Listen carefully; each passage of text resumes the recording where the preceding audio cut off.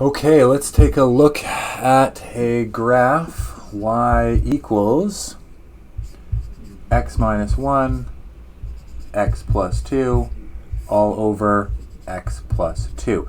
Now remember, if the top or the bottom is not factored, factor it so it's in factored form. So we clearly want to draw this graph. So I'm going to set up that graph first. Now we have an x plus 1 on the x plus 2 on the top and the bottom. So I can cross off the x plus 2 on the top and the bottom, and I can write the simplified function y equals x minus 1. But we have a hole. So the hole is going to be at the location of whatever we crossed off from the top and the bottom, that equals 0. And if I solve, I get x equals -2. So that's the x location of my hole. Now I can't put that back into the original because I can't divide by 0. So I have to put that into the simplified function. So I get y equals -2 minus 1.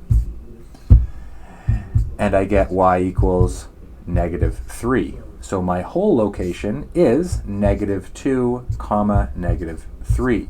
And I can put that point on the graph. -2, -3 is there.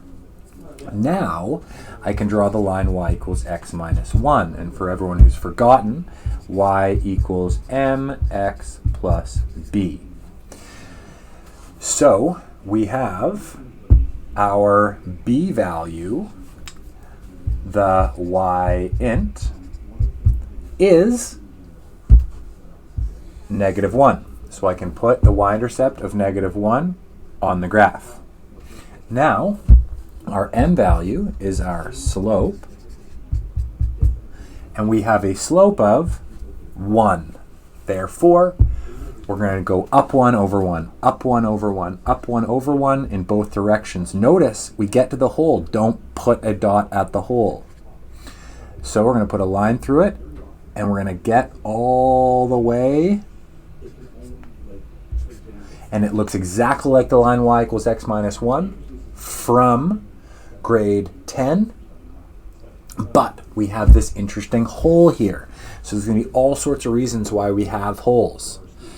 Things that x or y cannot be, for all sorts of reasons, in physics, chemistry, economics, etc.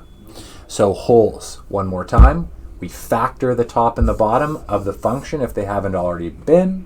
We cross off anything that's identical, dividing the top and bottom by that thing, writing the simplified function, finding the hole by setting exactly what we crossed off from the top and the bottom equal to 0, solving, substituting the x value back into the simplified function to find y, writing down our point, putting that point on the graph, and then drawing the graph with whichever method that we have. This turned into a grade 10 graph with a hole.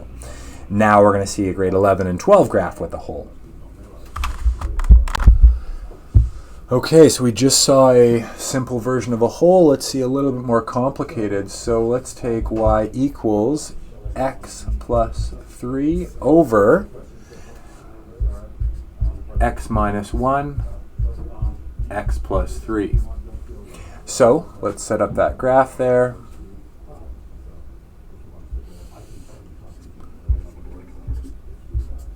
So I have an x plus 3 on the top and the bottom. I'm going to divide the top and bottom by x plus 3, remembering leaving a 1 on top. Be very careful with that 1 on top. So y equals 1 over x minus 1, the simplified function.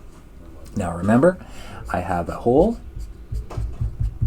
at exactly the location of the thing that I crossed off from the top and the bottom. X plus 3 can't equal 0. Excuse me, equals 0. Equals is the hole. The domain restriction is can't equal 2.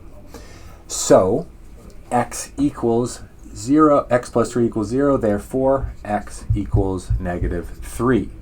Now if I take that and I put it back into the simplified function, y equals 1 over negative 3 minus 1. I get the simplified value of the hole at y equals 1 over negative 4. And then I can write down the location of the hole. My x value is negative 3. My y value is negative 1 over 4. So negative 3 comma negative 1 over 4 is about there, off to the left there. So now we want to graph the function. Well, let's take that function down here again. Y equals 1 over x minus 1. We're going to have a vertical asymptote at when the denominator is equal to 0, x equals 1. So we can put that vertical asymptote in the graph.